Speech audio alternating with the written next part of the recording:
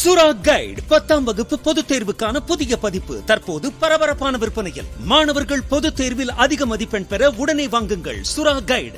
கேரள மாநிலம் பாலக்காடு கோழிக்கோடு தேசிய நெடுஞ்சாலையில் சென்று கொண்டிருந்த கார் ஒன்று மன்னார்காடு குமரன்புதூர் பகுதியில் கட்டுப்பாட்டை இழந்து சாலை ஓரத்தில் இருந்த காய்கறி கடையின் முன்பிருந்த கட்டை மீது மோதி நின்ற சிசிடிவி காட்சி வெளியாகியுள்ளது.